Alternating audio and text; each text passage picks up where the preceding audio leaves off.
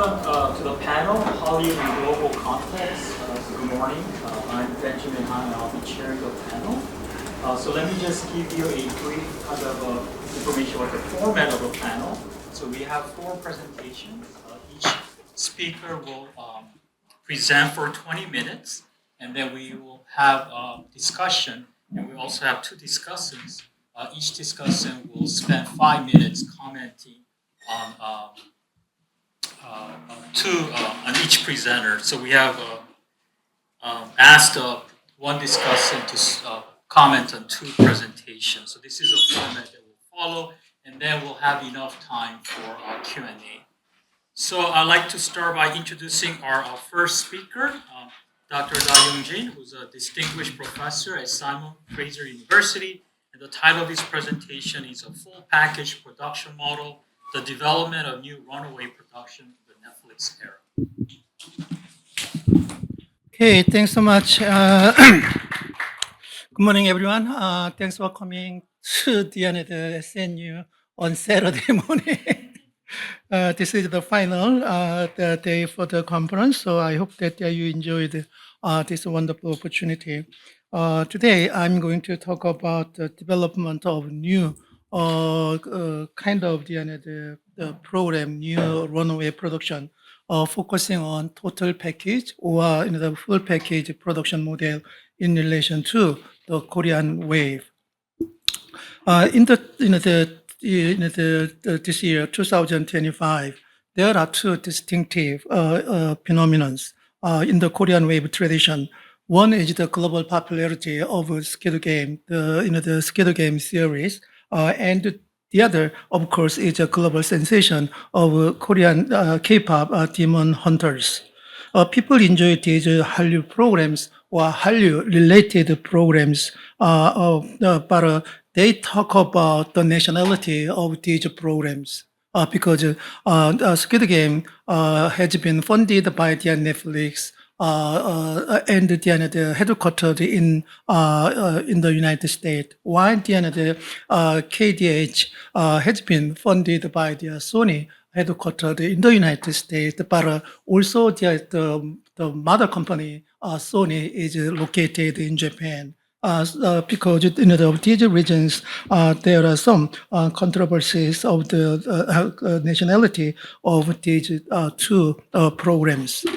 In the United States, in fact, when screen culture like the film, drama, and the animation has been produced by companies headquartered in the United States, in terms of their funding and the production, they are American cultural product. In that way, Squid Game and KDH are American product in terms of their nationality.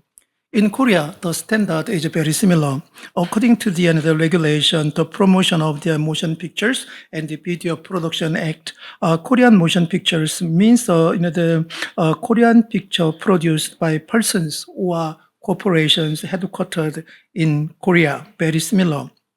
However, there is another way to claim the nationality of popular culture, which is co-production. According to the same act, the co-production picture may be recognized as a Korean motion picture if humans or material factors involved in the production of the relevant motion picture meets the standard for recognition as a Korean motion picture. In that way, Squid Game, although created by the Netflix, and KDH, funded by the Sony, circulated by Netflix, they can be claimed as Korean materials as well, Korean popular culture. Of course, KDH is more complicated because KDH is produced by Sony, but again, it is the part of the Sony group of the Japan. In that way, KDH it can be categorized as Japanese animation as well. However, the film director is Korean-Canadian Maggie Gang, and the story was written by the Maggie Gang, and there are many Koreans and Korean components in both cast, like the Lee Byung-won, and the sceneries like the Namsan Tower, Bukchon Hanmaul, and the Cheongdam-daegu as a part of the program. So what I'm saying is that the important issue is not the nationality of their programs anymore, but what can be included in these programs. In that way, Minari past lives produced by the Korean diasporas can be claimed as the Korean popular culture and the part of the Korean wave. As the skill game and the KDH demonstrate, global cultural industries have developed new forms of transnational collaboration. There are numerous forms of international collaboration, including co-production and remake, but one notable form is the runway production. Hollywood has utilized affordable yet unique locales like the Vancouver, known as the Hollywood North, to benefit from the international division of cultural labor. Since the Netflix's rise, the traditional form of runway production has undergone significant changes in the early 21st century. While the Netflix plans to benefit from runway production, its strategies differ from traditional models developed by the Hollywood studios.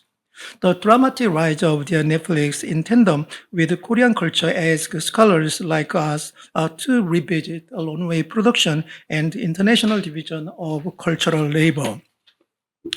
By critically utilizing media industry's studies in tandem with the increasing role of the Netflix, I explain how Netflix has transformed the runway production in the digital platform era.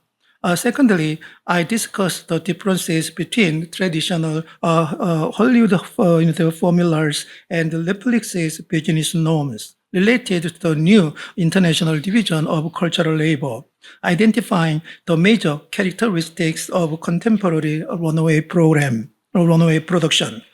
Finally, I explain whether the collaboration between Netflix and Hallyu content or Sony and Hallyu content has become the new global standard in the screen industries. When I say screen industries, I mostly include film, animation, and dramas, but excluding mobile technologies in this particular paper. There are two primary theoretical frameworks. One, the runway production, another new international division of cultural labor, which are closely related. The story of their runway production began in post-war Hollywood, when below-the-line studio labor, like their general staff and the cameraman, compared to the above-the-line staff, such as directors, writers, and the main actors awaited the return of two pre-war production labors.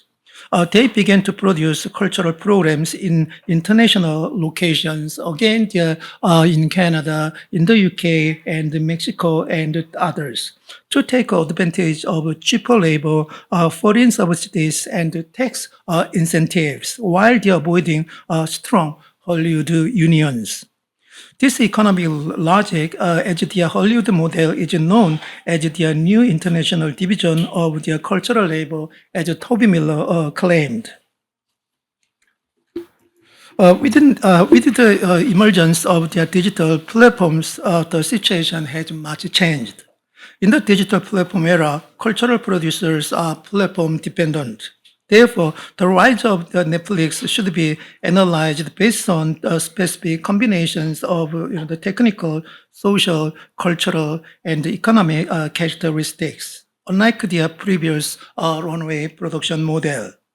This new approach shed light on some of the examined complexities inherent in the conception, development, implementation, and reception of Korean popular culture. Netflix has created a new form of their cultural production in Korea, which means the Korean wave plays a pivotal role in shifting global standard in cultural production. In fact, there are some changes in Netflix-driven runaway production model. One of the fundamental and integral industry structures is the contrast between above-the-line jobs and below-the-line jobs in the sectors. Above the line cost encompasses script development and other creative expenses, including writers, directors, main actors, and producers.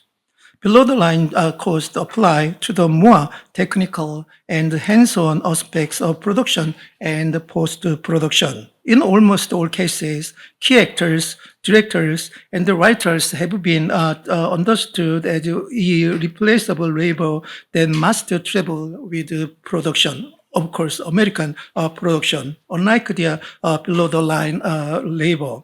Below-the-line workers have been recruited in other countries when they shoot films, dramas, while the above-the-line workers are mostly Americans in traditional runway production. In the 21st century, early 21st century, Netflix has increased its presence through runway production. In the foreign countries, Netflix has continued to develop its originals while they are licensing existing programs, such as their Squid Game 2 Money Heist. Therefore, Netflix's spending on content production has rapidly increased to almost 20 billion in 2025. The nature of their runway production driven by their Netflix in Korea differs from traditional forms of their Hollywood studios. As their Netflix's Korean originals prove, what the digital platforms attempt to develop is the utilization of the entire production system in Korea, while they fund the production cost.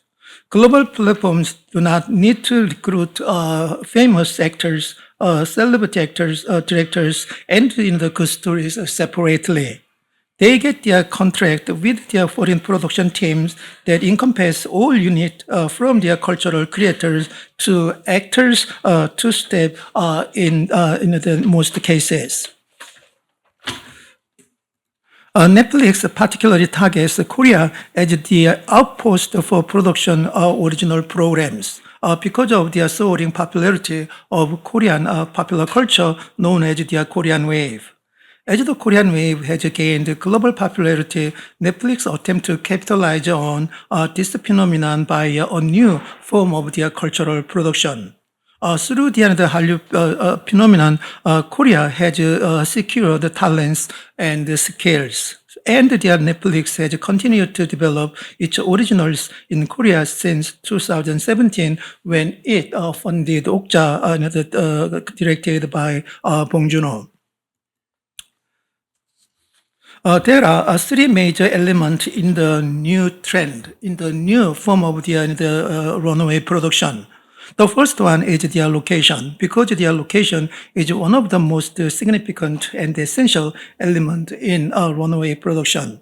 Instead of their producing programs in traditionally the known areas like the United Kingdom and Canada, Netflix select Korea due to the popularity over time of their local culture. Netflix even established two studios on this slide because Korea has developed its distinctive form of their storytelling, as evidenced in their Korean webtoons. Netflix has utilized these texts as sources to develop a big screen culture, like the film, animation, and dramas. The second one is the unconventional paradigm. One more time, Hollywood studios used to hire American directors and actors. Then they recruit shooting locations to reduce production cost.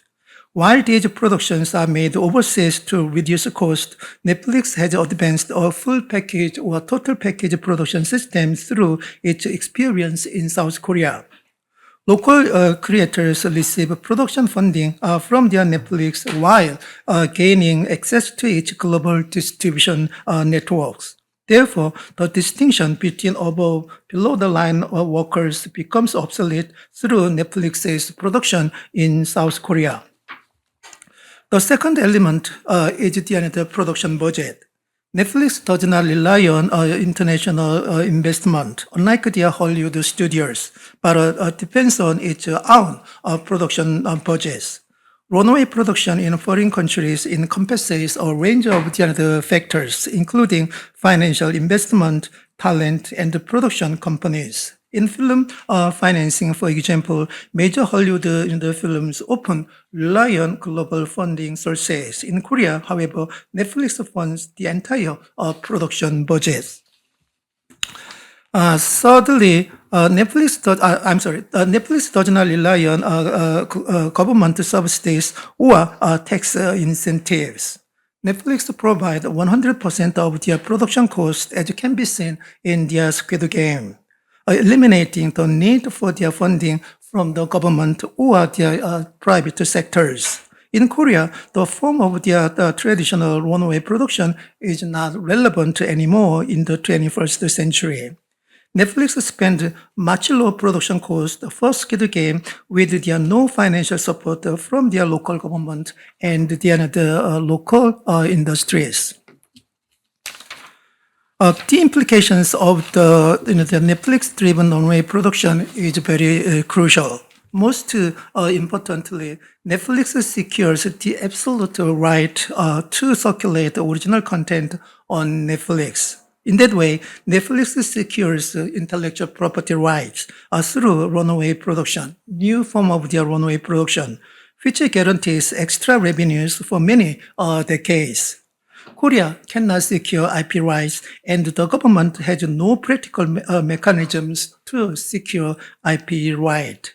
In that way, Netflix's runaway production has become one of the most cost-effective business models.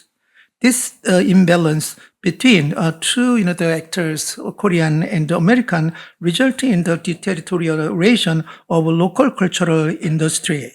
Global OTTs have developed a different business model, which is their total package production in South Korea. The full package production system has transformed the media ecology surrounding the Korean cultural industries and eventually global cultural industries. Most of all, the Korean cultural industries subordinated to Netflix because they do not secure IP right. The emergence of the full package production system in Korea implies that developing IPs, in particular super IPs, is the most important and significant part for the growth of Korean cultural industries. Korea shows a very interesting trend. While the Korean cultural industries experience the growth of the Korean wave, they do not gain the necessary benefits from the growth. So to conclude, Netflix has developed a total package production system or full package production system through its own production, runway production in South Korea, which means that it selects local creators, stories, writers, and actors while they are funding the production of the films and the television programs. Therefore, the traditional notion of the international division of cultural labor also need to be re-examined. Despite cultural creators and platform users gaining greater negotiation power than before, symmetrical power relations between global OTTs and the local creators have not vanished but have intensified. So how to advance IPs in the midst of their full package model is their one primary element for the local cultural industries to develop locally driven cultural superpower in the digital platform era. Thanks so much. Our next presenter is Daniela Masur, who's a postdoctoral researcher at the Federal University. And the title of the presentation is South Korea in Hallyu, an alternative globalization in the multipolar world. Well, good morning, everyone. First of all, I'm so sorry I'm late. I literally got lost on campus. I got the wrong bus. And when I realized I was so far away from here, I started running and it was so far. So I got the bus. I'm so sorry for that. And I was here yesterday. I don't know how I got lost today. I'm so sorry. But well, let me start my presentation. Good morning. First, I would like to thank the organizers and my Brazilian funding agency, FAPERJ, and the National Institute of Science and Technology in Informational Disputes and Sovereignties in Brazil. It's truly an honor to be here today, especially in this panel with so many scholars that I have admired for so long. My name is Daniela Mazur. I'm a postdoctoral researcher in communication at the Fluminense Federal University in Rio de Janeiro, Brazil. With that being said, I would like to present you a summarization of my doctoral dissertation, which I defended back in 2023, entitled South Korean and Hallyu, an Alternative Globalization in the Multipolar World. As a Brazilian scholar conducting scientific research in Brazil, and having studied South Korean pop culture for over a decade now, I pay particular attention to how South Korea emerges as a symptom of a transitional moment in the contemporary world, especially in light of the shifting hegemonic moment and status of the West, and how it simultaneously functions as a model for other media hubs in the non-Western world. Here's my dissertation, I'm sorry. Here are some of the hypotheses that guide my doctoral research. First, while the United States continues to be the enduring center of global media, the influence of countries outside the hegemonic Western axis can no longer be denied. New cultural industries are emerging with increasing visibility and relevance, changing how we understand global media power. Second, the global order is undergoing a transition. The traditional Western logics of dominance, production, and even circulation no longer function as they once did. Today, we see new cultural flows shaped by technology, shifting audience demands, and the assertive strategies of non-Western industries that are seeking recognition on the global stage. Finally, I look at Hallyu as a key example from my Brazilian and also non-Western point of view. South Korea has not only achieved worldwide recognition, but has also created a model of cultural influence that other non-Western countries look at when building their own media industries. In this sense, Hallyu challenges the idea of globalization as something exclusively Western-driven. Instead, it points to an alternative form of globalization, one that opens space for non-Western media hubs to participate in and actively reshape the global cultural landscape. I consider Hallyu to be a powerful phenomenon. First, because it has been understood as the most notable non-Western cultures in the world today. And unlike other cultural phenomena that have emerged from the non-Western arena, Hallyu exports a true cultural package with its industrial system operating on multiple fronts of production and influence. It is television, cinema, music, foods, cosmetics, language, each reinforcing and feeding each to the other. This is quite different, for example, from Brazil, which, despite being a historical precedent to South Korea in exporting serialized television fiction to the global arena, was not able to structure its industrial system beyond television audiovisual production over the past years. South Korea, however, had no prior history of authority in the fields of popular culture, yet it managed to establish itself in a lasting way as a major hub of media and cultural production worldwide.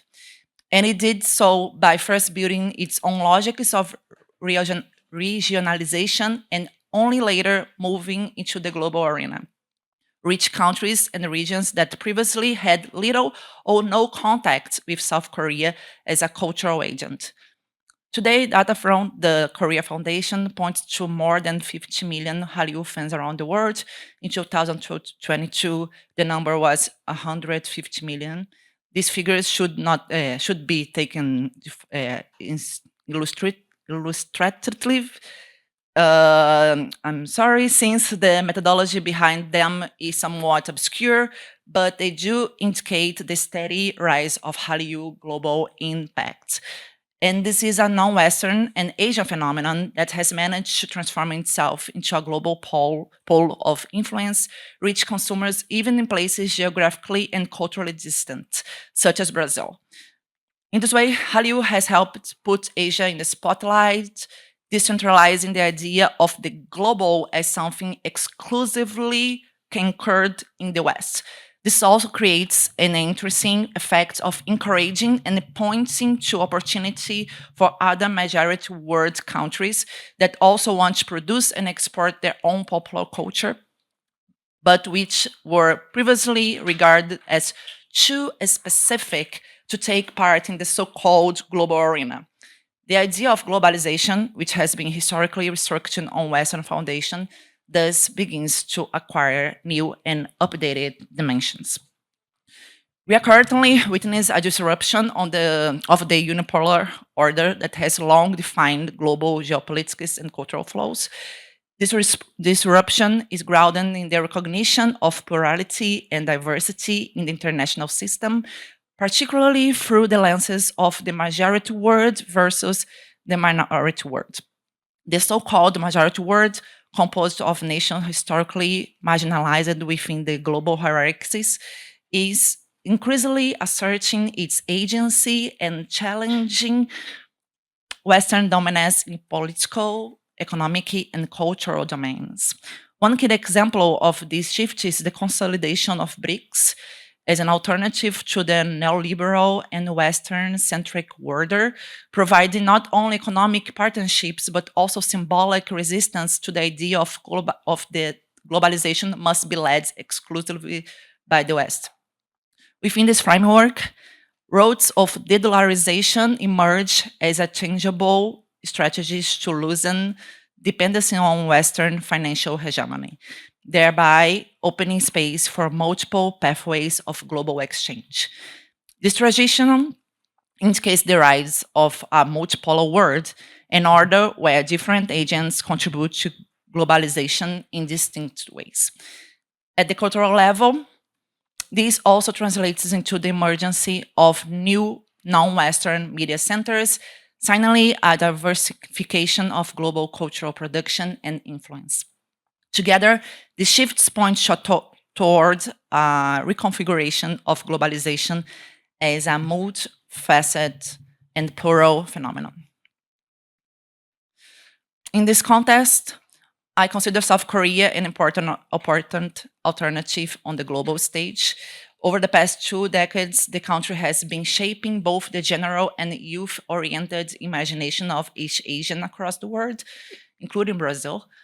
The global spread of Korean cultural products, ranging from television dramas and cinema to K-pop, beauty products, digital platforms, demonstrates not only the country's growing visibility, but also a new type of engagement within globalization. This engagement operates through bases that differ from those historically established by the West, revealing new possibilities for cultural circulation and recognition. Unlike Western models of cultural expansion, South Korea does not claim universality in the same terms. Rather, it inserts cultural specificity into what becomes perceived as the universal. It knows it does not have the same power as Western countries, which historically impose a universal ideal from their own local perspective onto the rest of the world, especially through various flows of imperialism. So, South Korea is producing a unique global appeal. This movement both challenges and redefines the notion of universality. showing that what was considered too particular can now resonate on a global scale. In this way, South Korea exemplifies how a non-Western media center can carve out a distinct position in globalization while also decentralizing the very idea of what is global. In this way, South Korea cultural expansion represents a globally accessible alternative in the arena of pop culture consumption. Its influence is not only widespread, but also shaped by specific cultural and industrial logics that distinguish it from the Western media models. This perspective allows South Korea to leverage a national voice on the global stage, serving as an inspiration for other non-Western countries seeking to assert themselves culturally without relying on traditional Western pathways. Take control of its own narrative on the global stage and being able to tell its own stories to a global audience that now wants to hear what South Korea has to say in a way of reaffirm that is a way to reaffirm independence in the world. And considering that the hegemonic flows of globalization are traditionally white, Western, and Anglophone, seeing a phenomenon that does not fit any of these criteria presents a world that is becoming more multipolar. In a broader sense, South Korea exemplifies a form of alternative globalization, as defined by Berger in 2022, in which cultural movements, I'm so sorry, I think it should be in here, sorry, in which cultural movements originating outside the Western world achieve global reach and even impact Western audiences. This challenges the traditional notion that global cultural flows must originate from established Western centers. Instead, it opens space for diverse forms of cultural circulation, showing that local or regional creativity can resonate internationally. In this way, South Korea not only strengthens its own global position, but also contributes to a more pluralistic and decentralized understanding to what it does mean to be global. Considering the 2007 work of John Hee Young that addressed the idea of South Korea as an alternative globalization, we can reflect today on the evolutions and updates that supports this idea. At the time, the author affirmed that Hallyu had the potential to aggregate national and regional perspective in a way that could become a powerful globalization force, creating a global counterflow through which the non-Western world would influence the West.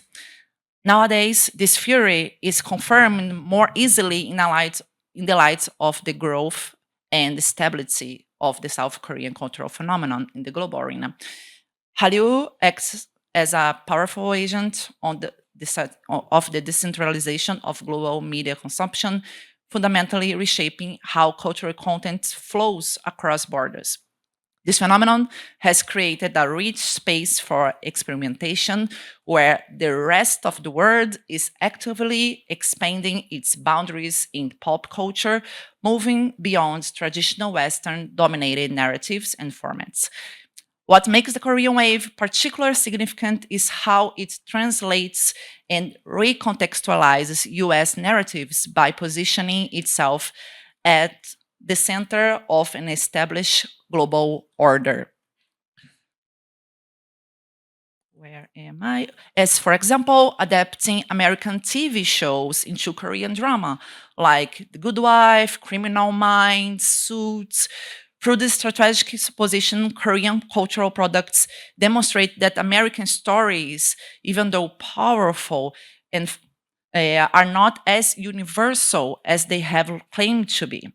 Instead, Korean creators show that these narratives can be reimagined, localized, and often improved upon the future through different cultural lenses and production approaches, and then be exported to their own markets. This process reveals the constructed nature of cultural hegemony, and open space for an alternative of global cultural circulation. Korean content succeeds not by rejecting Western influence entirely, but by selectively adapting, transforming, and ultimately transcending it. In doing so, Hallyu challenges the assumption that global appeal requires Western orange or approval, proving that non-Western cultural products can achieve worldwide resonance while maintaining their distinct identity and perspective. The effects of South Korean alternative globalization reveal both opportunities and challenges in the contemporary cultural flows. One significant outcome of this emergence of peripheral cosmopolitanism, where South Korean media products creates meaningful connection between different non-Western countries, fostering cultural and media dialogues. However, these new connections also generate complex clashes arising from the prevailing legacy of Orientalism that continues to shape global perceptions. Despite the progressive nature of alternative cultural flows, problematic partners persist in how Korean cultural products are consumed globally. Well, in Brazil, I observed that these issues manifest in various forms, like the fetishization of Korean culture and their performance, where appreciation transforms into objectification, racism disguised as admiration that reduces people to superficial stereotype, and the treatment of otherness as exotic and fanciful. A particular telling example is the continued use of the Japanese term dorama to refer to South Korean and other Asian television productions, reflecting the lingering tendency in Brazil to homogenize distinct Asian cultures. Those phenomena demonstrate that while South Korean alternative globalization offers promise pathways for cultural decentralization, it remains embedded within existing power structures that require ongoing critical examination and conscious dismantling. The emergence of a multipolar order in global entertainment reflects the rise of non-Western cultural industry that are shaping international media landscape. Global video streaming consumption has generated an increasing demand for diverse titles and ethnic and national representation as platforms, as Netflix, seek to reach the widest possible audience across different cultural contexts. The shift has made global audiovisual flows increasingly multipolar, with the industry relying more heavily on diverse production perspective than exclusively Western content. Several key players exemplify this transformation as India Bollywood continues to expand its global reach beyond traditional diaspora audiences, leveraging its massive production capacity in distinct storytelling approach. Nigeria's Nollywood has emerged as a major force, becoming one of the world's largest film industries by volume and gaining international recognition for its unique narratives and production methods. Turkey has also established itself as a significant player through its television dramas, which have found substantial audience across the Middle East and Latin America. These industries demonstrate that successful global content no longer requires Western origin, as local production with strong cultural identities can achieve international resonance while maintaining their distinctive perspective and storytelling traditions. So, to finish it up, this summarization, my final remarks, Hallyu's influence extends far beyond South Korea borders and regional contexts, actively shaping global perception while inspiring other non-Western cultural hubs to assert their own voices in international markets. South Korea demonstrates how a nation can rise from relative cultural insignificance to become a major hub of influence that contributes to reconfiguring the current global order. This transformation reflects the emergence of multipolar worlds characterized by the pluralization of media industry and the growing importance of media sovereignty. Countries that are increasingly recognizing that cultural production represents a crucial form of national self-determination in the global arena. While the environment remains fundamentally hostile to non-Western influence as the Western media is still very powerful, the gradual waning of Western cultural dominance creates more accessible spaces for the majority world to reassert its sovereignty. South Korea's success provides a blueprint of how non-Western nations can leverage cultural production to challenge established hierarchies and create alternative pathways to global influence. Well, thank you for your time. This is my contact. We can talk more. Okay, so let me introduce our next presenters. We have Jian Cui, who's a PhD candidate at the University College London, and Chang Lu, a PhD candidate at the University of Oxford. And the title of their presentation is Imagining Hallyu, Discursive Construction of Contemporary Korean Womanhood on a Chinese Digital Platform. Good morning, everyone. Today, my co-author, who's also the first author of the paper, Ziwen Cui, and I will be presenting our research titled Imagining Hallyu, Discursive Construction of Contemporary Korean Womanhood on a Chinese Digital Platform. Since Ziwen's not able to join us in person today, I'll play her pre-recorded parts. Hello everyone, a big thank you to Chang for her wonderful introduction. My name is Ziwen Cui and I'm speaking to you remotely today. Sincerely apologize that I couldn't be there to join you all in person. For my portion of the presentation, I will now take a step back to lay out the conceptual and theoretical foundation for our research. I'll begin by introducing the cultural background of the Hallyu phenomenon, then review the key academic conversations that our work engages with, and finally, I will outline the multi-layered theoretical framework we developed for our analysis. So our research begins with a well-established cultural phenomenon, Hallyu, or the Korean wave. Since the late 1990s, the spread of South Korea's pop culture, like dramas, music, and aesthetics, has become incredibly popular in China and many parts of the world, especially in youth culture.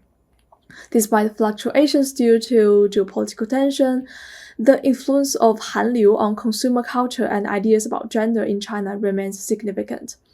And a recent and compelling manifestation of this is the emergence of the term Hallyu.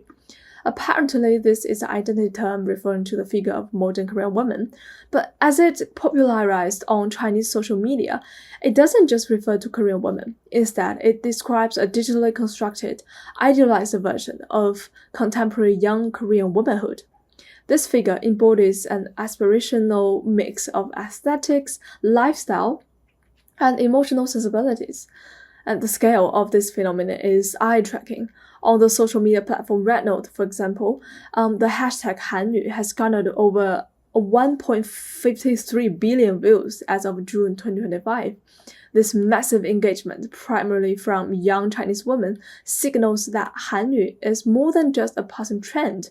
It has become a significant cultural artifact through which these women explore and shape their own identities.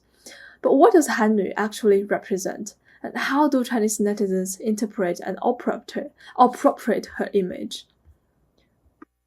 It was following this inquiry that we delved into how this discourse is constructed and how it informs the ways in which young women in China negotiate gender, selfhood, and aspiration within a digitally mediated environment. So to understand the Hallyu phenomenon, we situate our work within several key academic conversations. First, we look at globalization and cultural hybridity. The way foreign culture is received is complex. It's not simply absorbed, but is often remixed and interpreted through local norms and traditions to create hybrid identities. Some scholars have highlighted how global media flows lead to hybrid cultural formations, where local audiences actively reconfigure imported influences. Hallyu could be seen as a prime example of this. It blends traditional Asian values with Western consumerism and individualism, making it both familiar and aspirational to Chinese audiences. And with the advent of digital platforms, Hallyu has entered what can be called a social mediascape. That means a participatory space where audiences become co-producers. And platforms like Rednote are not just spaces for consumption, but for curating and performing selfhood. Users may draw on Korean aesthetics and lifestyles to articulate their own gendered identities and desires. But to date, few studies have examined how these practices intersect with gender norms, post-feminist logics, and platform governance in the Chinese context. And our third major strand of literature is post-feminism. It's important to clarify that we don't see post-feminism as a historical era after feminism. Instead, following scholars like Rosalind Gill or Angela McRobbie, we approach it as a sensibility. This sensibility positions women as freely choosing subjects who find empowerment through consumption, self-empowerment, and aesthetic labor. It often reframes structural inequalities as individual feelings that can be overcome through personal effort and branding. And very importantly, this sensibility is deeply mediated by digital cultures. Platforms normalize gendered practice of self-branding, aesthetic labor, and emotional management, often reframing structural inequality as individual failure or lack of effort. And it is very important to notice that post-feminism is not a universal concept. It is re-articulated differently across various cultural contexts. In China, this is particularly complex due to the country's unique non- or neoliberal terrain. Post-feminism is shaped by a neoliberal yet state-regulated media ecology. Some scholars have shown us that Chinese post-feminism is constrained by market logics and state-sanctioned ideals of womanhood. So Chinese women face contradictory pressures from both the state and the market to be ideal workers, wives, and mothers. So the Hallyu figure, who is depicted as disciplined, aesthetically refined, and self-managing, aligns perfectly with these post-feminist ideals, but is also a distinctly localized construct shaped by Chinese digital culture and gender expectations. So as we can see to date, there is existing research on Hallyu's reception in China and on digital post-feminism in the country, but there's a gap where these two fields intersect. So the discursive construction of Hallyu as a transnational digital and gender figure has not been systematically analyzed.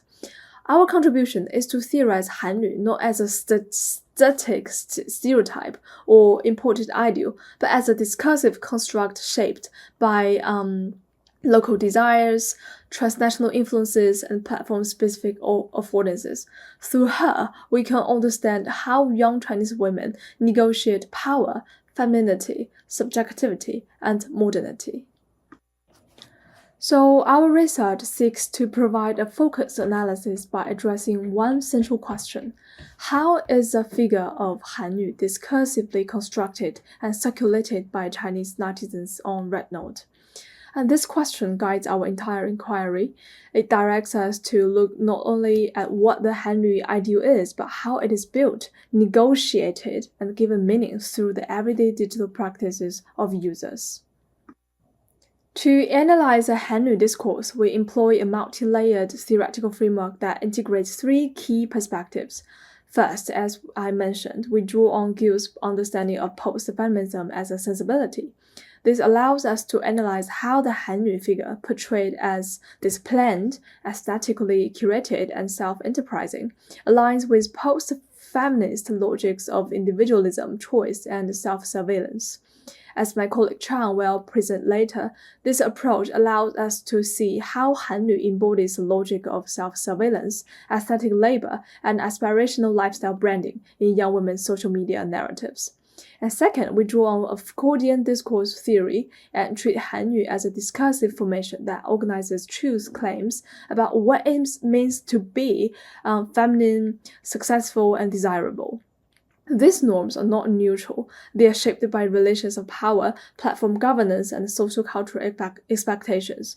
And the Foucauldian discourse approach helps us to understand how the user-generated content around Hallyu functions as a system that produces certain truths about femininity, labor, and value, thereby regulating behavior through cultural aspiration and social norms.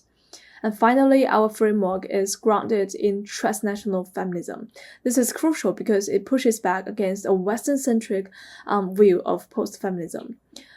We situate Hallyu within a hybrid East Asian cultural space influenced by Confucian gender norms, global capitalist aesthetics, and a selective appropriation of Western liberal feminism.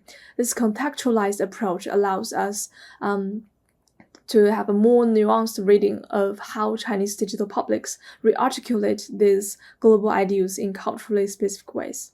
So together, I hope this has given you an overview of our rationale and framework. I will now hand over to my colleague Chang, who will walk you through our digital ethnographic approach and discuss the fascinating themes that emerged from our findings. Thank you. Okay, thank you. So methodologically, our study adopts a digital ethnographic approach to understand the micro-level digital interactions within the macro-level socio-cultural structures. And the research site selected is RedNote, or Xiaohongshu, which is a very popular Chinese lifestyle sharing platform that encourages users to share their personal experiences and reflections through text, images, and videos. RedNote's user demographics are highly gendered, which fosters a women-centric community where discussions about womanhood, consumption, beauty, and aspiration are central.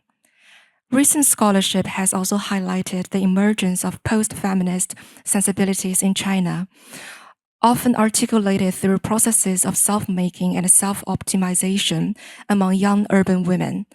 RedNote's environment facilitates such processes, and the figure of Hallyu, which perfectly fits these post-feminist values, has become viral on RedNote.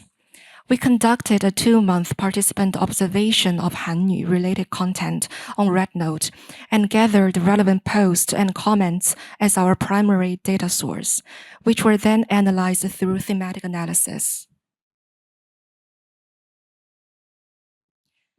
Now I'm going to present the findings. 3 interrelated themes emerged from our findings. I'll walk through each theme with one illustrative example. So the first theme is disciplining the body, patriarchal ideals in the Hallyu discourse. While Hallyu is frequently celebrated as an empowered and modern woman, our findings reveal that she remains tethered to long-standing patriarchal ideals regarding body image and self-regulation. Hallyu functions not only as a lifestyle aspiration, but also as a moralized figure of bodily governance, which signals virtue through consumption and self-regulation.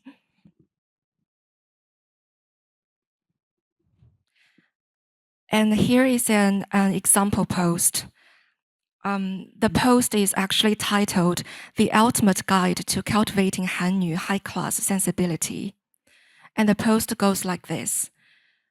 A sense of high-class sensibility lies in external details. Dress with restraint, but with quality. It doesn't have to be expensive, but it must match your personal style. Refined, clean, and appropriate. Carry yourself with natural grace, neither submissive nor arrogant, never overly pretentious.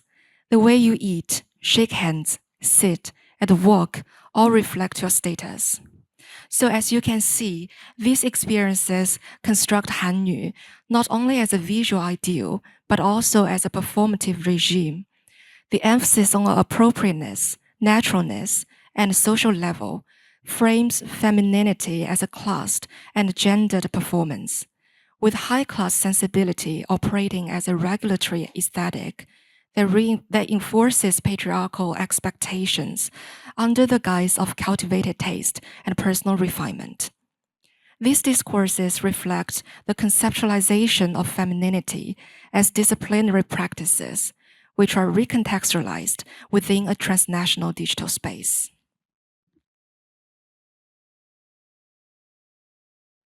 And the second theme of our findings is branding independence, post-feminist empowerment, and consumerist ideals. We found that the Hallyu spirit is celebrated as a form of neoliberal selfhood that relies on self-discipline, ambition, and aesthetic control.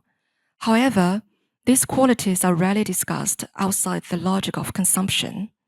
Through Hallyu, the promises of self-realization are privatized and commodified, shaping how young women imagine success and navigate their everyday lives in China.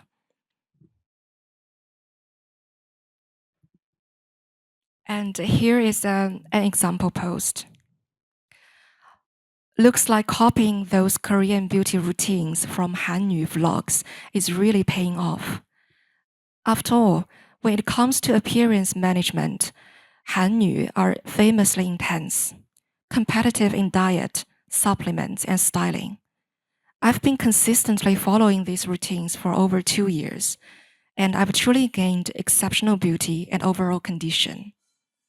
So this poster proudly credits her transformation to emulating Hallyu beauty routines from online content. Clearly, self-discipline is celebrated as empowerment, but only through rigorous long-term investment tied to wellness brands and influencer culture. The consumerism-led practice of femininity reflects the production of femininity aligning with the post-feminist ideals, in which empowerment is decoupled from collective politics and rearticulated as a matter of personal style, self-investment, and consumption. So let's look at the last theme we found, aspirational femininities and the reconfiguration of inequality. We found that although Hallyu appears to celebrate female agency, it also operates as a regulatory discourse that reproduces new forms of exclusion. To some extent, the figure of Hallyu is arguably unattainable, not only due to material barriers, but also because of the emotional and psychological labor required to meet her standards. And these two are not posts, but comments under relevant posts. How do Hallyu have the energy to study for so long, stay beautiful, manage their figure, and still chase idols? I just want to lie in bed after work. After work, I still have to take care of my family and spend time with my children. When would I ever have time to keep up with Hallyu routines? So the exhaustion they described here should not be read as personal failures, but as a symptom of broader structural constraints, particularly the gendered burden of caregiving that limits many women's ability to perform their idealized life. In this way, such reflections expose the myth of equal opportunity promoted in lifestyle content, the idea that anyone with enough willpower can become Hallyu. Rather than simply inspiring admiration, the Hallyu image normalizes an ideal that disregards the structural barriers underpinning it.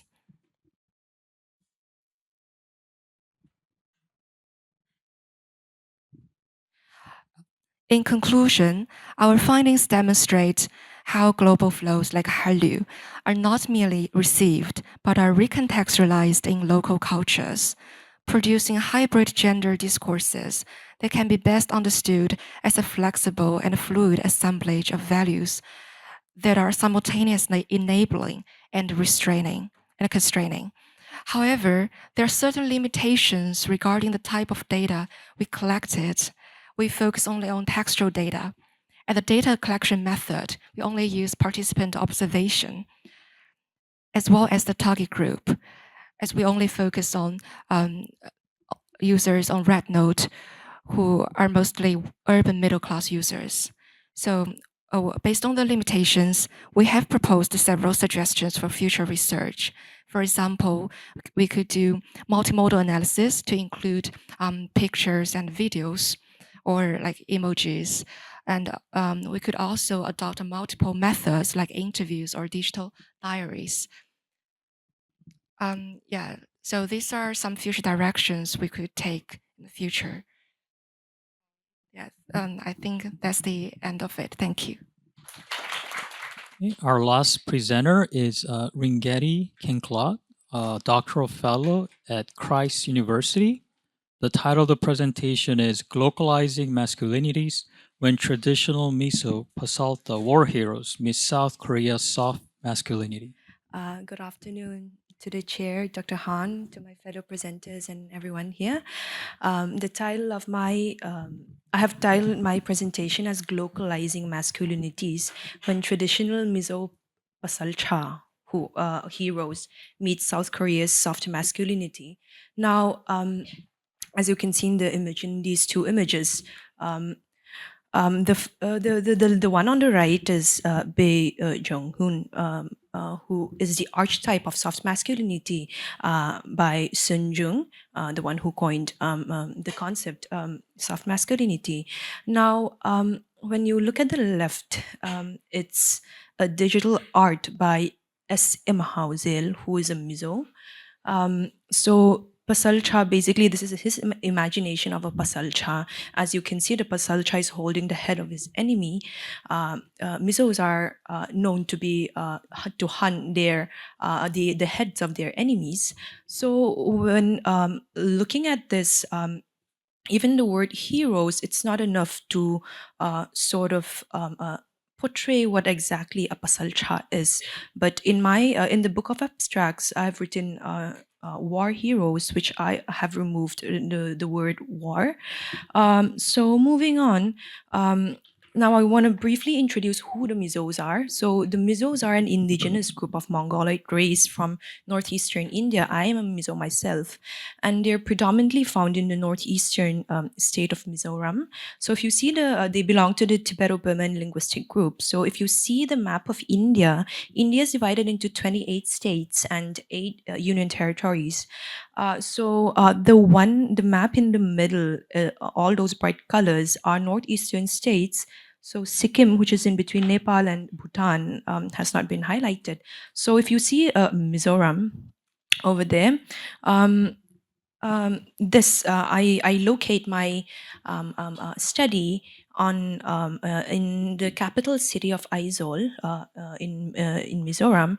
So there are smaller communities in states like Tripura, Assam, and Manipur, and also in western parts of Myanmar and the Chittagong hill tracts of Bangladesh. For the purpose of this paper, I'm particularly looking at Misos from Aizawl. Now, again, in depending on the local context, they are known by different names. So the Indian Constitution has not used the word indigenous or indigeneity, but rather has used the terminology scheduled tribes (STs) to talk about the Misos. But for me personally and academically, I've always been using the word indigenous and indigenous peoples, and I will continue to do so. Now, moving ahead, Korean popular culture was introduced in television in the in the early 2000s through Arirang TV, but it was a very niche interest by educated urban youth, particularly women, where the channel Pops in Seoul was very popular among this niche group.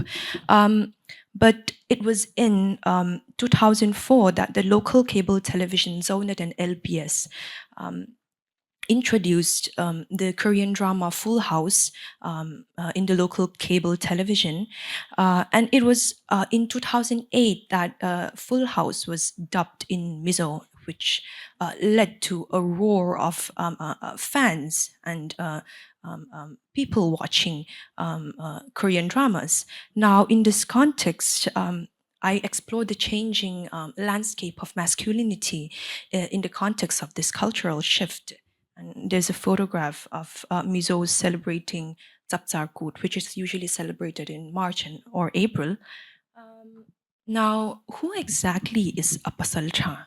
So pasalcha is, it predates colonialism, and the word hero, it means so much more than the word hero itself. So an exact equivalent word of heroes very difficult to find in Mizo. So in the olden days, each Mizo village had pasal chas, heroes. So according to James Dokuma, a pasal cha is not only a skilled hunter, but also one who is claimed to be famous for his prowess in taking heads of the enemies.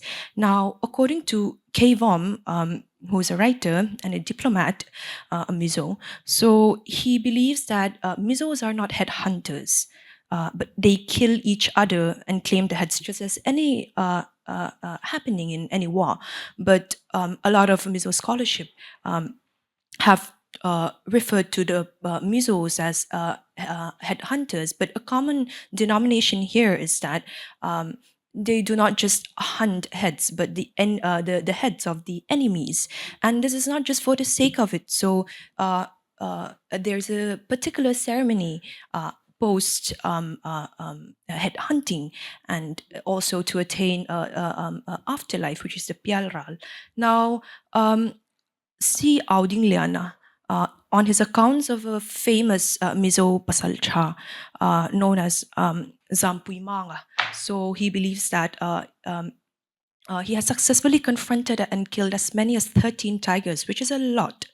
And the Pasalchas, of course, it's not just about military prowess or hunting, but it's also to do with something called tlomgaina, which is a moral code of conduct. Wumsen, in his book Zo History, he talks about tlomgaina as a love of less. So it's about keeping others before yourself, the community. Now, the Pasalchas earn the respect of the chiefs, the nobles, and the community because they are the protectors of the community, because they are ready to sacrifice their lives for the community, for the village. Now, according to Rosanga, he believes that if a Pasalcha has such qualities that has been previously mentioned, who is successful during a chase and who has brought home the heads of the enemies and displayed in the villages, then that person is a Pasalcha, so it's an achieved status. Now, the Pasalcha are also anti-colonial heroes.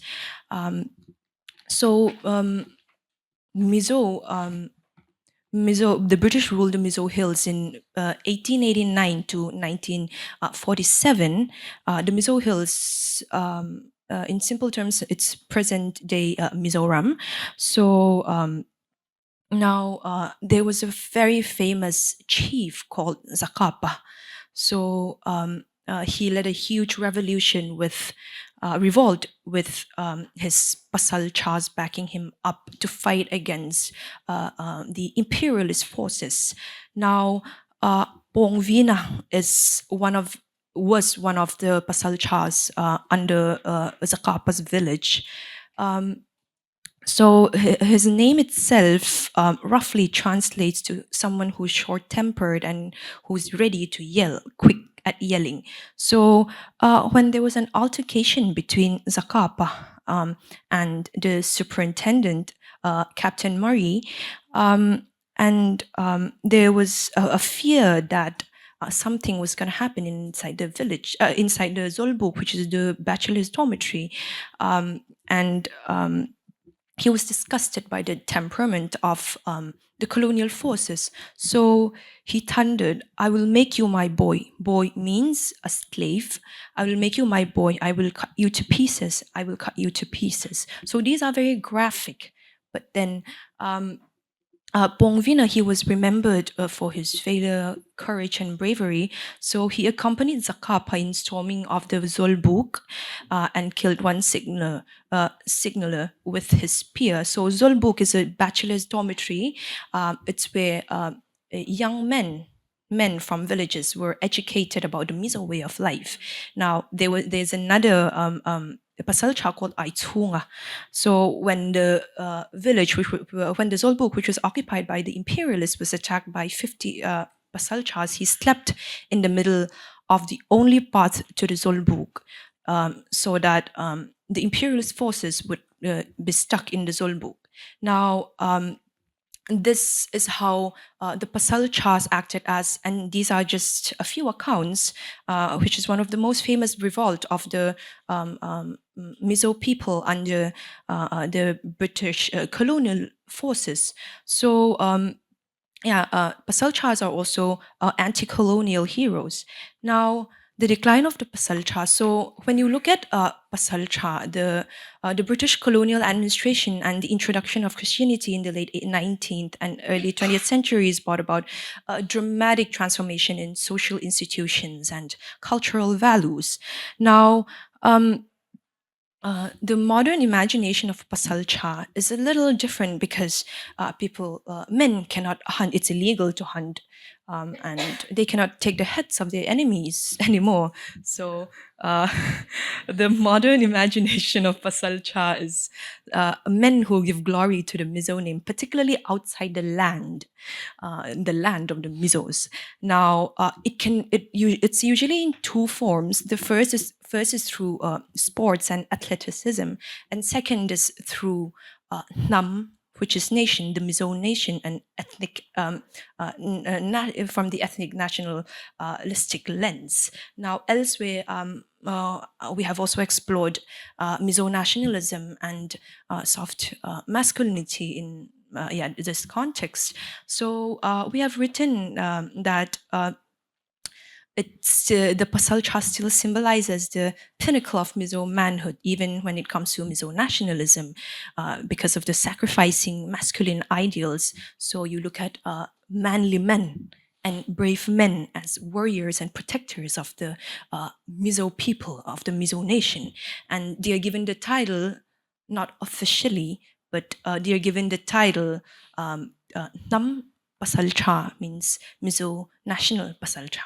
Now, these are just a few pictures. This one is from, so I wouldn't talk much about it, but Mizoram has a history of insurgency with the Indian state. So this is one of the insurgents who is called Nam Pasalcha, Nation Pasalcha. The middle one is Mizo men in sports, in football and arm wrestling, and the other one is a cyclist who cycled all over India. So contemporary take on Pasalcha. So these three images, these are contemporary takes on Pasalcha, but these are heavily criticized, particularly recently, as recent as a week ago, because they believe that portraying Pasalcha as half-naked jungle men it's a little insensitive, and it's not it's a manipulation of the history of Pasalcha, when actually the Pasalchas wear clothes and they wrap themselves with mizo cloths, and their hair is neatly tied. So this is heavily criticized, but then these are, if you look up the word Pasalcha on the internet, you'll see these kind of images. Now, coming to my methodology, so I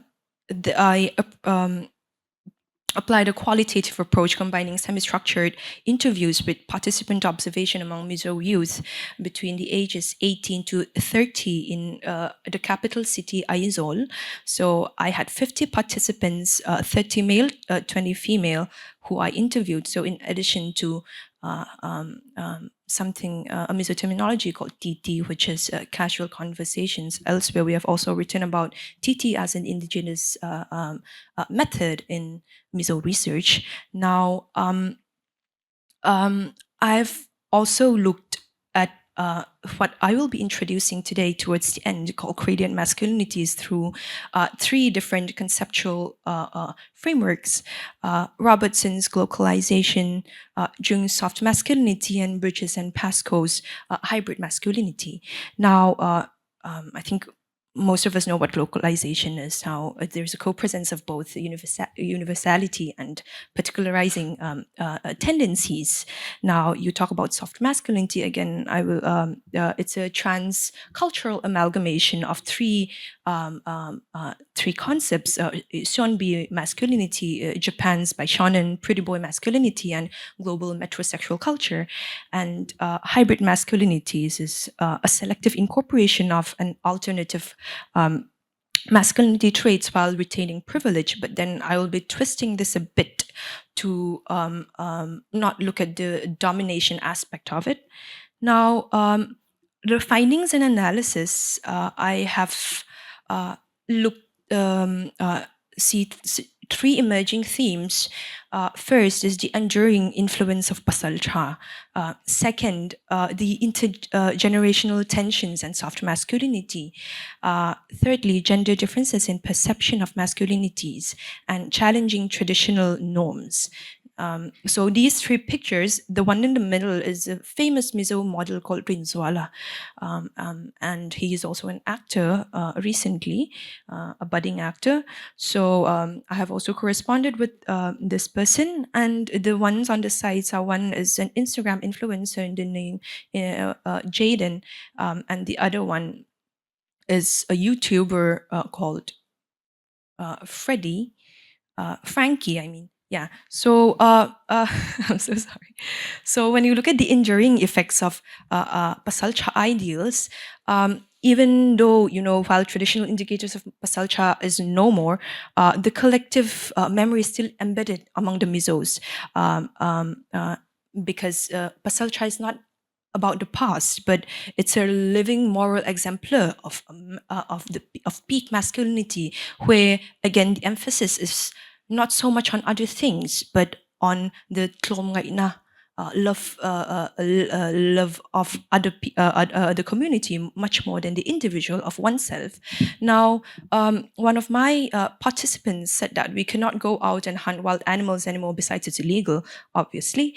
Being a man today is not so much about fighting tigers or going to wars. If necessary, of course, men should, but about taking care of your family, showing kindness, and helping others when they need it. That's what pasal chas did too. Now, when we look at Jung's soft masculinity, the idea of the aesthetic element of it, even though it's sort of adopted, while Korean popular culture introduces a new stylistic paradigms, the pasal cha remains the moral backbone of Mizo masculinity. Now, even younger generations, they integrate. We can see how younger generations integrate the global values, their traditional ethics of Klomraina, and besides the pasal chas, they are heavily invoked in Mizo popular culture, and they are written throughout textbooks, and there are commemorative events. So ensuring that there's the relevance of socialization of young Mizo men through pasal cha ideals. Now, when we look at the intergenerational tensions and soft masculinity, we see through our TT with older generations that they were very concerned about the looks of younger Mizo men. They use terms such as you're too soft, you're too delicate, they look like girls, young men are too feminine now and they're unmanly. But yet younger participants in the study, they actively contested this view. So when we look at this one over here, it illustrates that there's a generational shift in what constitutes masculine behavior. So for younger men, talking about their feelings, emotional expression has been seen as extensions of Tlomraina. So I found that very interesting. And also being fashionable and grooming oneself is also related to the discipline and respectability of a pasal cha, of the traditional men. So soft masculinity, it is localized to meet the Mizo worldview. Now, hybrid masculinity's nature of strategic borrowing from others. So Bridges and Pascoe's, they looked at the way men who occupy privileged social categories, how they strategically borrowed from others to frame themselves as socially subordinate. But in my case, I move away from this. In the Mizo case, however, hybrid masculinity does not necessarily preserve dominance, but it reflects a broader cultural adaptation in response to globalization and in their own context. Now, when we look at the gender differences, there are, of course, gender differences with women, especially younger women. They are more welcome to this. It's a welcome transformation. But when you look at younger men, there's some internal conflicts among these male participants because of what is expected of them as men in a very heavily patriarchal Mizo society. So there's a tension between these new masculinities and cultural expectations, things that are expected of them because they are men. Now, the challenge, it also challenges traditional gender norms. So many younger participants, they reported experiencing societal ridicule because they embrace these kind of styles and they're perceived as effeminate. But nonetheless, they are actively trying to assert their right to define masculinities in their own right, in their own way. Now, young men have openly discussed vulnerability. Now, a very important thing that came out of this was it expands the boundaries of how one defines masculinities among Mizos, how a person is, how a person should be. So that again, it's very interesting. Now, an emerging hybrid local masculinities is gradient masculinities. So it's a spectrum of masculinity performances shaped by local tradition and global flow. So I have inserted the Instagram logo. Not out of anything, but looking at what actually a gradient color scheme is. So even though different colors emerge together, it forms a whole, right? So it forms a whole. So when you look at this, unlike the binary notions that positions traditional and global masculinities in this context, gradient masculinity reflects a fluid continuum that is selectively adopted, reinterpreted depending on the social cultural context of the Mizos. Now, soft masculinity and pasalcha ideals are not actually contrasting, they're not actually antithetical when you look at the context of the Mizos, which I have explained how they have been localized to meet how Tlom Ngaina has been seen and has been expanded in different ways. Now, again, I also moved away from Bridges and Pascoe's idea of hybrid masculinity as something domineering, but gradient masculinities is framed not as a site of rupture, but as one of innovation and continuity. Now, in conclusion, of course, a lot of work needs to be done pertaining to these sorts of masculinities in the plural, not masculinity, because these are in transition. But I think a very important thing that came out of this work is that there's a space for a plural and a more inclusive masculinities, particularly in a very patriarchal societal structure. So again, but this is not without friction. So there are, of course, internal tensions and gendered perspectives. But I believe that this new emerging masculinities will bring about new forms of discourse in the study of masculinity in the future. Thank you. So thank you all the presenters for your stimulating presentations. So I'd like to invite our first discussant, Dr. Chuo Kim from Texas A&M International University, who will provide brief comments on Dr. Jin's and Dr. Mazu's papers. Hello. Hi. Good morning. My name is Chuo Kim. I'm going to give comments to Dr. Daryong-jin, Professor Daryong-jin, and also Dr. Daniela Mazur. Two presentations are both are very fascinating. I'll go with Dr. Jin's presentation first. So production culture has been a hot topic in media industry studies, but actually the UK and US cases have been the main focus so far in media industry scholarship. But recently, streaming platforms have totally changed the how media is made and distributed worldwide. So we need new ideas and studies to understand these new networks and production systems. So in this context, Dr. Jin's idea of a full package production model is really timely and helpful for understanding how the Korean media case has shown a new type of power dynamics between the US and other media industries. So, as he points out, Netflix and Hollywood studios utilize the different approach to international collaboration, specifically in terms of dividing labor internationally. And this shift has opened opportunities for other international production partners like Korea and other countries to get involved in the whole production process from planning to promotion. So I agree with Dr. Jin that the global network, the digital platform, is the key to Netflix relying more on local partners and accepting new ideas and talent from other countries. However, at the same time, Netflix has had some ups and downs with the Korean original series in the past few years. So, relating to that, my first question is whether Netflix depends more on its data in making decisions for local productions soon, or if the pressures from viewership data will focus Korean creators to focus more on specific genres, characters, and styles. For instance, there is tendency for Korean media practitioners to prioritize the global audience in a particular genre rather than develop traditionally popular genres for domestic audience. And my second question is from your concluding remarks, asymmetrical power relations between global OTTs and local creators.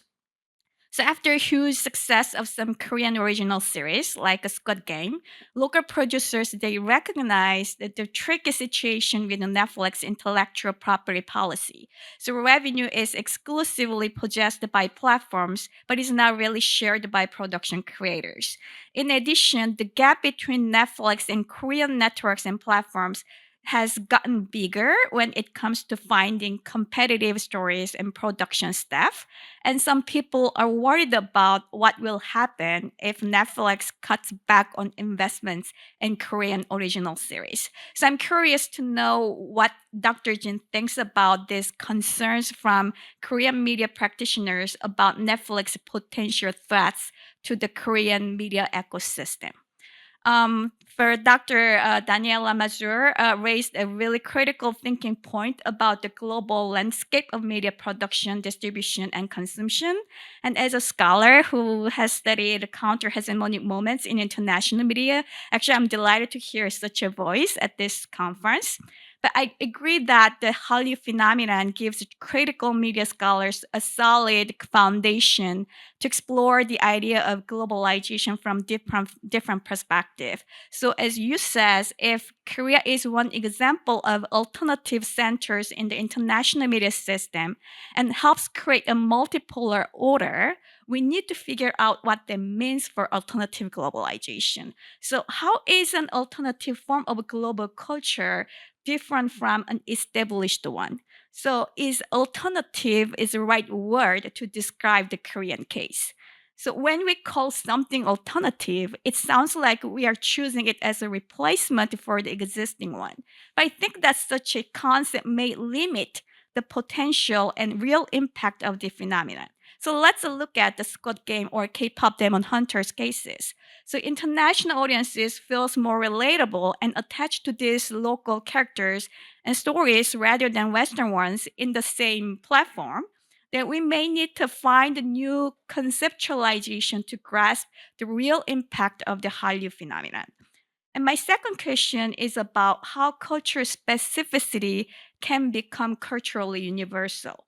So you said that Western ideas of universality don't apply to the Hallyu case. So if that's the case, the global appeal of Korean media products doesn't necessarily imply that these messages and stories are universally applicable.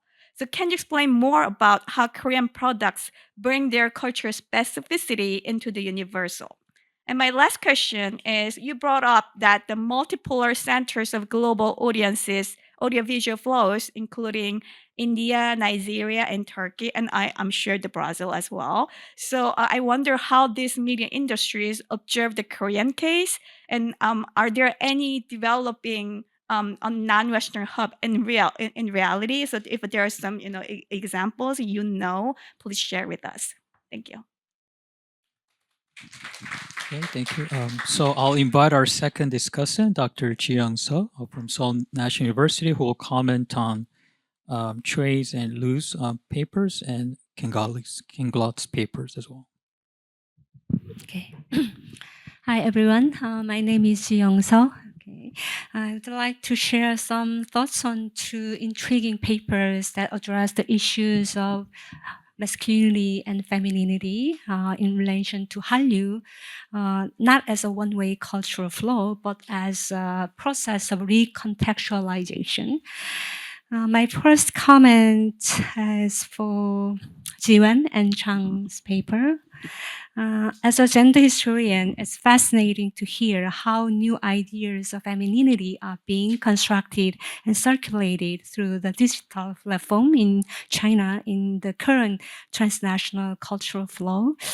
My first question is about the digital platform Red Note and its users.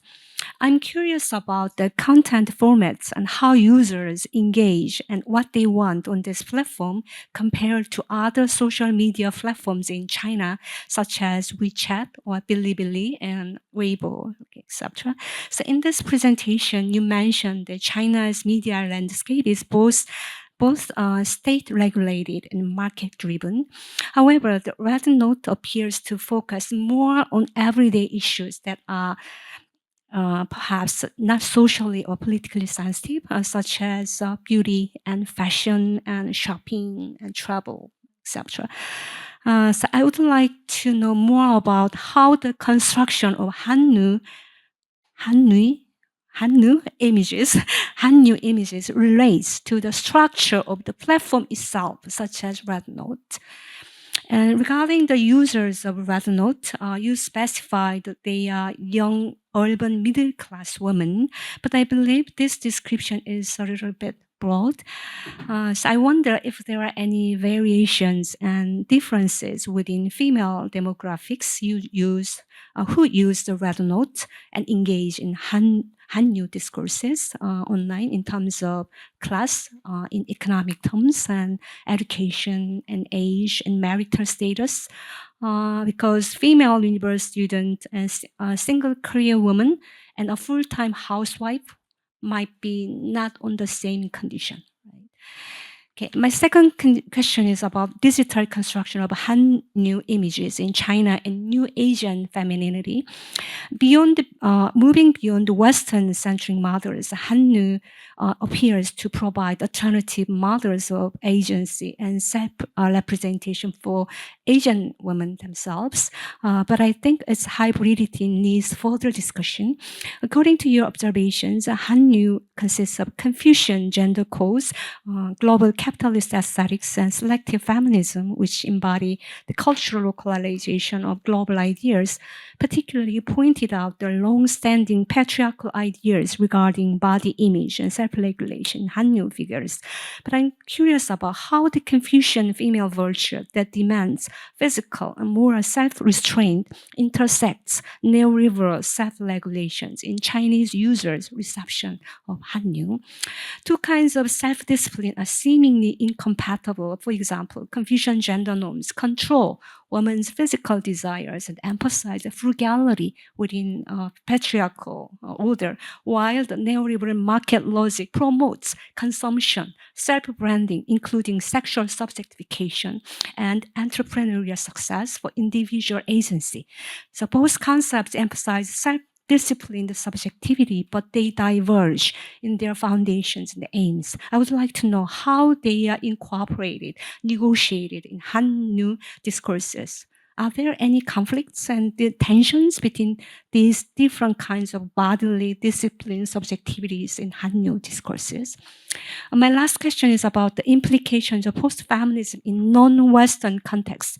The post-feminism is now widespread because it is relevant to the flourishing of popular culture and its global consumption and associations with neoliberalism.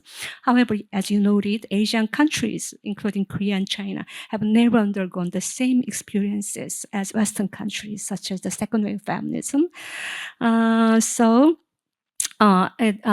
Which provided historical momentum for engendering post-feminism, including Bangladesh. So in addition, China has its own history of feminism within local context, which might be distinct from South Korean case. So you mentioned the post-feminism in the non-Western context is best understood as a flexible, fluid assemblage of values. But I'm curious about how you can situate Hallyu discourses in a larger framework of Chinese gender and feminist discourses and practices. So are there any competing or critical approaches about these cultural representations that reflect the globally shared paradox of post-feminist sensibilities within Chinese domestic gender dynamics? Okay, my second comments, I'm going to give comments for Ringgetti's paper. It's great to have a chance to learn about Mizo society, including some native languages. It is very interesting to see how Hallyu plays a crucial role in creating cultural interactions and redefining masculinities within local context of Mizo group. I have 3 questions, and the first one is about the term pashalcha and its implications in Mizo society.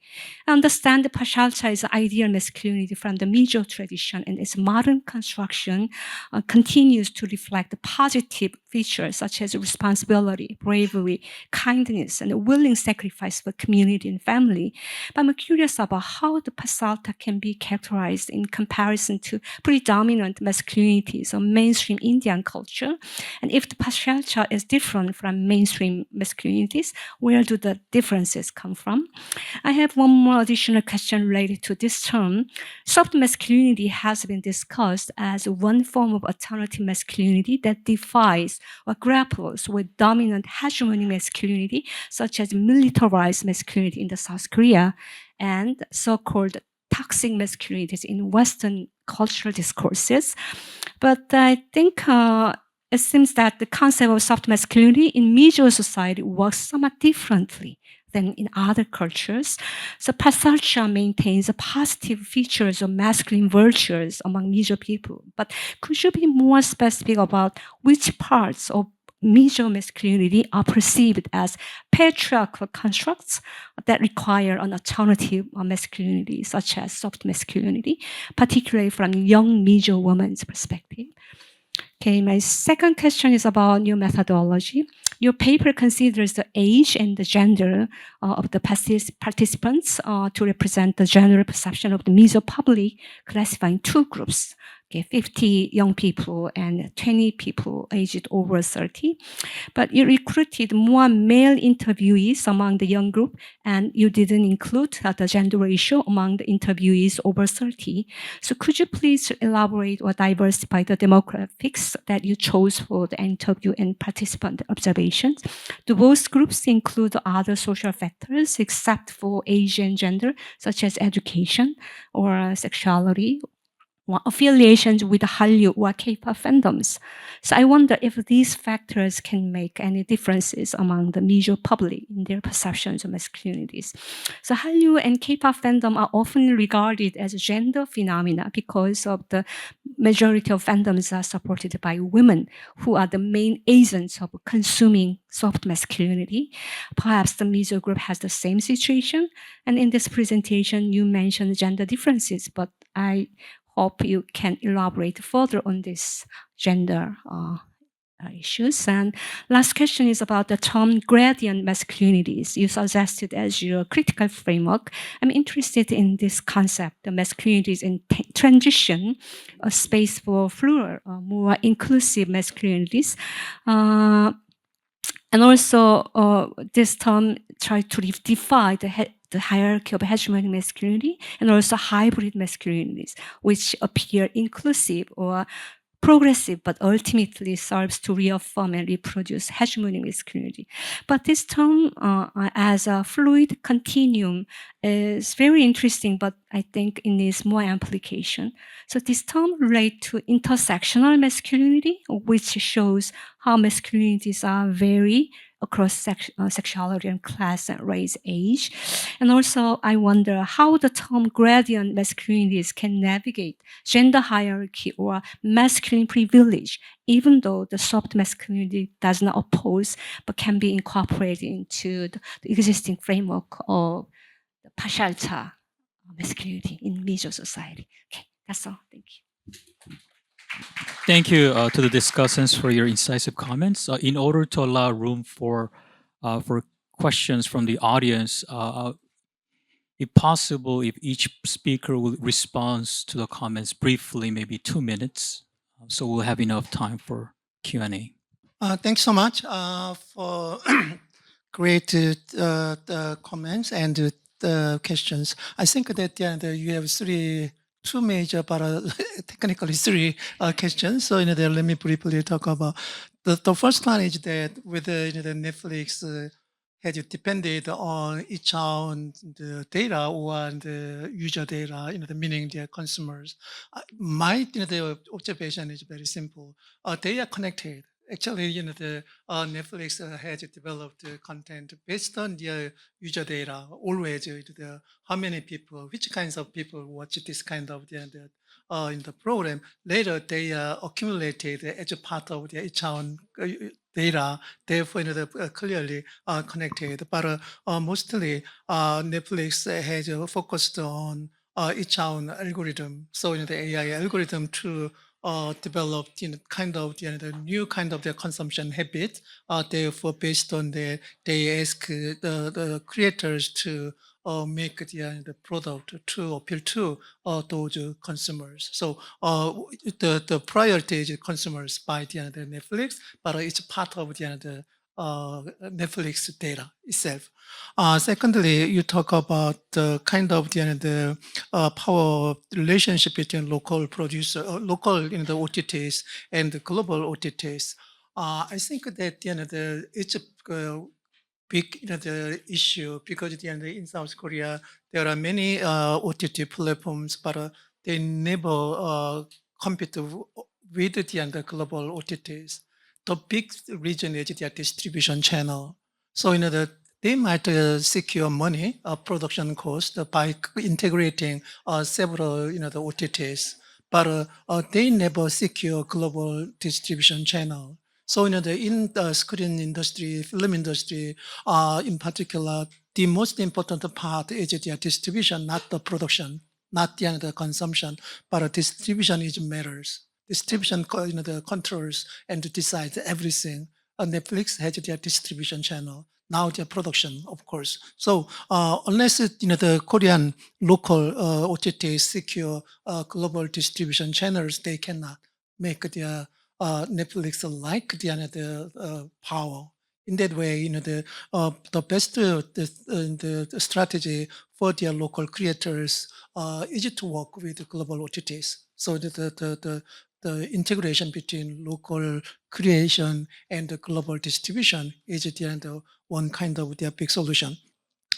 Lastly, you talked about kind of the crisis because the potential crisis when Netflix cut the budget because the Korean now their producers, the creators highly rely on Netflix and Disney Plus, but I don't think the kind of thing happens because at the end of when I checked at the end of several countries, the United States, UK, Japan, Mexico, Brazil, all the countries enjoy their Korean popular culture only behind their own local culture and the American culture. So Korean popular culture always third place. This is common in many countries, which means that many global audiences like their Korean popular culture, and therefore, the Korean culture, but very cheap, very low in terms of their production budget. So in the United States, when they make the one particular film, they must spend $100 million, $400 million. But in order to make the Squid Game series, a certain the episode, they need only less than $100 million. So they still have enough money to produce those the theories. Therefore, as long as the global audiences continue to like the Korean popular culture, they don't make any mistake. Meaning, with their small budget, they can make their bigger, the gain. Meaning, the number of their new subscribers. Therefore, in my understanding, Netflix will never cut the budget. That's my assumption. No, I'm not sure. Thanks so much. Well, thank you very much. I'm gonna try to answer all of it. Maybe now I wrote in Portuguese. Let me think how I'm gonna translate this, which was easier for me to think in Portuguese, of course.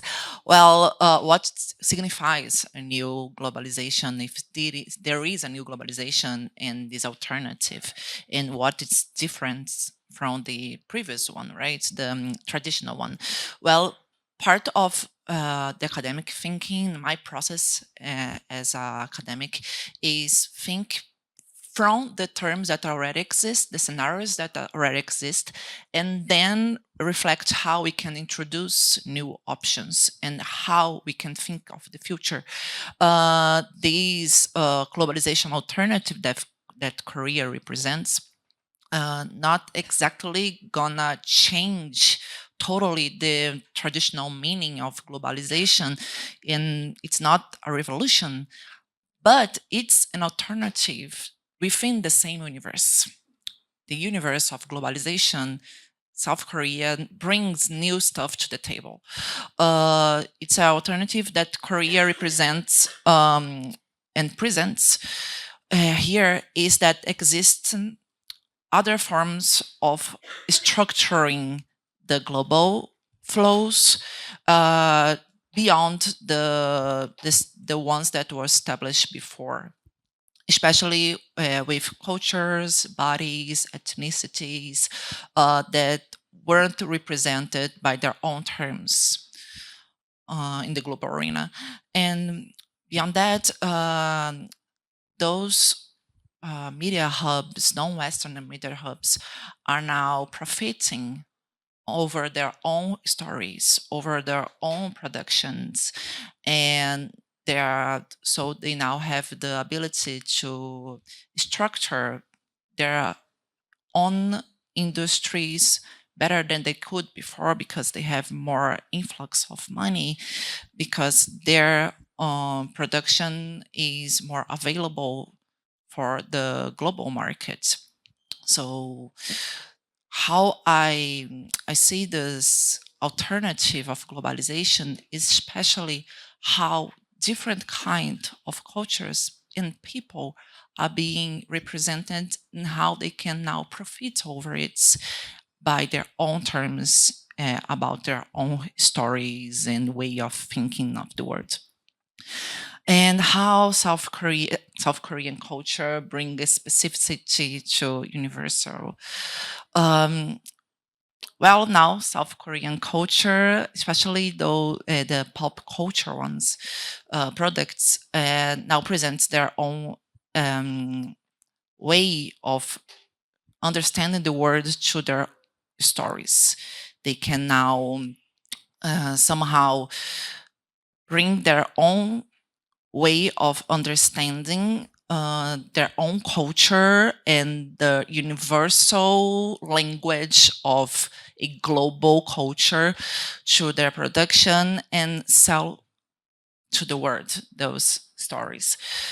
So especially those local productions, those that have Korean players and Korean producers involved, and don't especially depends on the foreign lenses to tell their own narrative, are bringing something new to the table.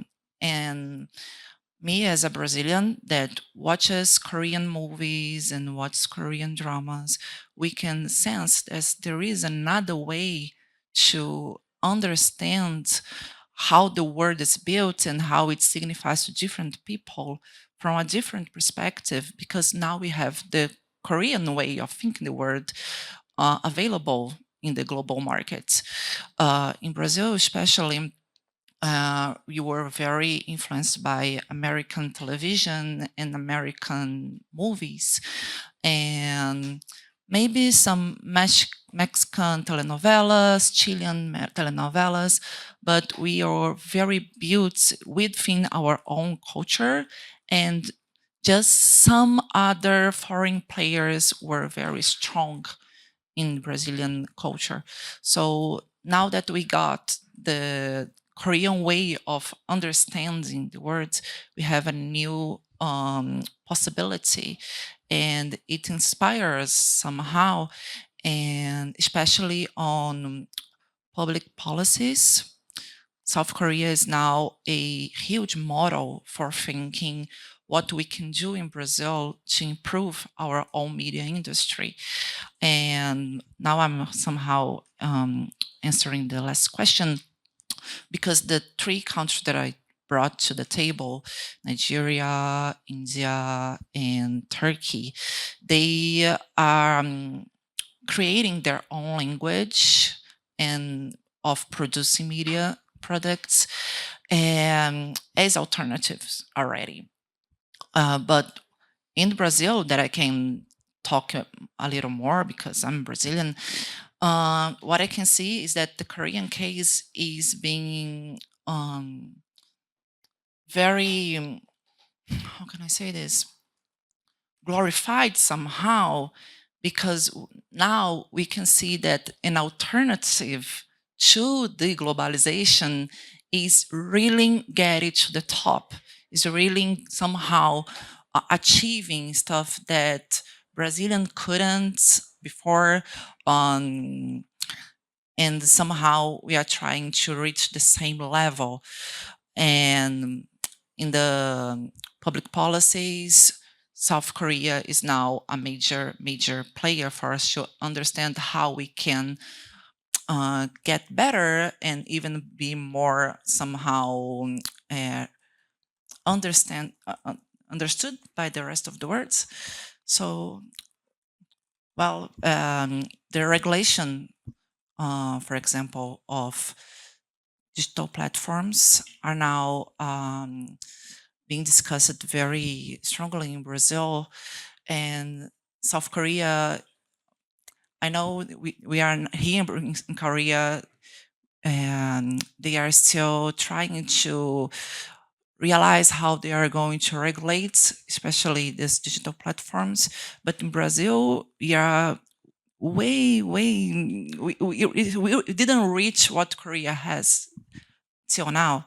So somehow it inspires us, and it's officially being brought to the table, the Korean case, so we can look at it and get inspired by it. So I hope well. Okay, thank you for the question. So, due to China's government internet regulations, the major international social platforms that are usually utilized for global fan communities for Hallyu, like Facebook or Twitter, are blocked. So we have different other platforms like WeChat, Douyin, Douban, Xiaohongshu, and Xiaohongshu Red Note. So, Red Note stands out because of its gender demographics. About 80% of the users are female. That's from the data provided by Qiangua. So, and from which kinds of city, they divided the cities to first tier, like Shanghai, Beijing, first tier, and second tier, third tier cities. So, how do we know they are urban middle class women? We decide this based on the kinds of cities the geographical location is shown. And for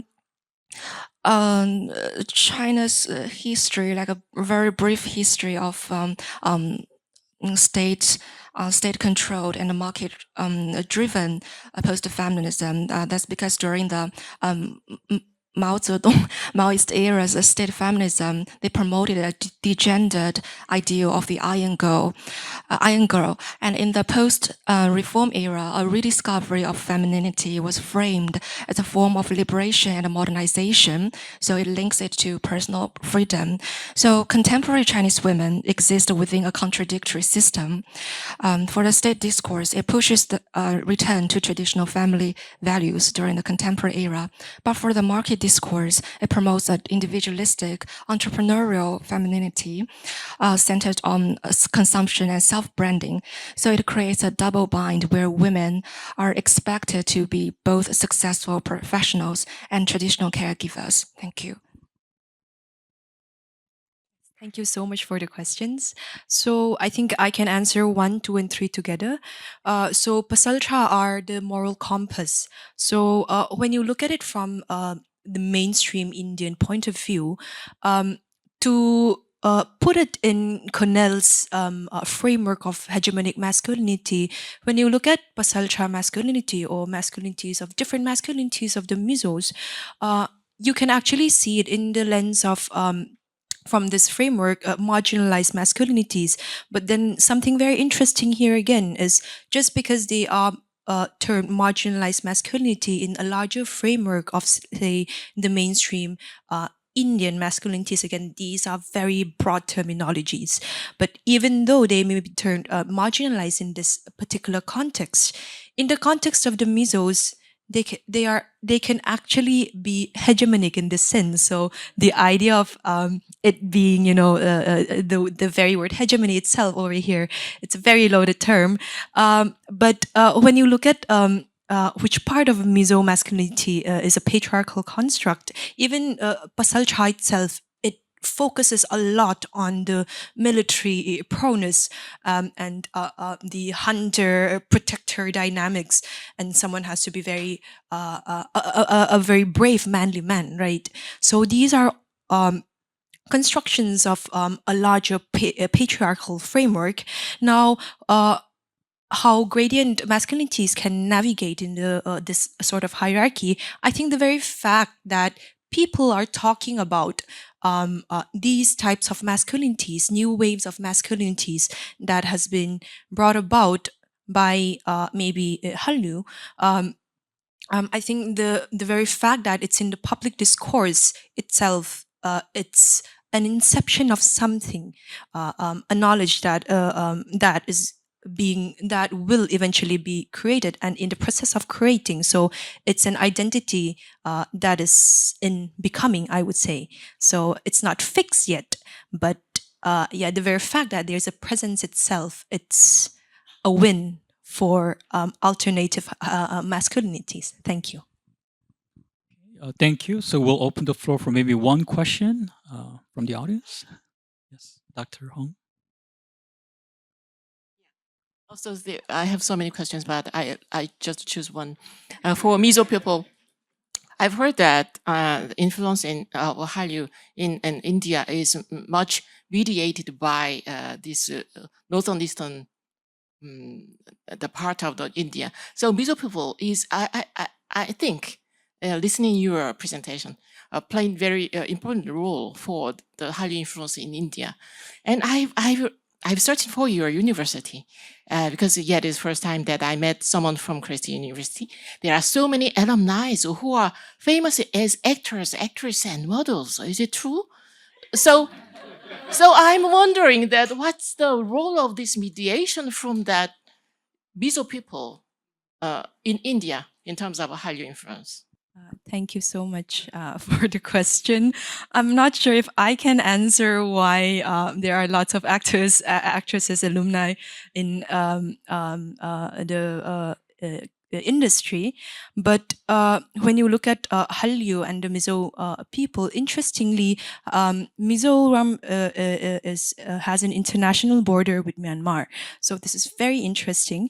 So this trade, there are illegal trades in the border area, and it's very easy to go to Myanmar. As a matter of fact, I have illegally crossed the border as well because my people are also in Myanmar, like I said, Mizo people. So because of this, there's ease in the illegal pirated I'll just talk about the Korean drama, pirated versions of Korean drama CDs. Initially, I was a young kid when this started, this happened. So one of my PhD thesis, I'm working on the area of making sense, Mizo sense making of Hindi soap operas and Korean dramas.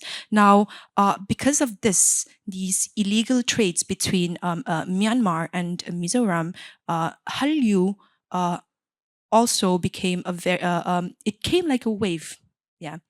But then another factor over here, the popularity of Hallyu, it's no coincidence because, like I said, Mizoram has a history of insurgency with the Indian state. Now, because of that, there's a collective traumatic cultural memory with people from the so-called mainland Indians who had Dravidian and Aryan features, the stereotypical Indian face, which I do not have, right? So common people suffered during this insurgency. There were different camps in the form of concentration camps. The Mizo people were herded in PPVs. So you look at this, and initially it was Hindi soap opera that started becoming popular in Mizo media, but due to pressures from NGOs, they banned Hindi soap operas, dubbed versions of Hindi soap operas in the popular media. So there was a space that needed to be filled up because local media was not strong that time. So that was when Korean cultural products came like a wave in Mizo popular industry. Yeah, thank you. Unfortunately, we are out of time, so I encourage you to continue the conversation during lunch. So thank you for a great panel, and thank you everyone for coming.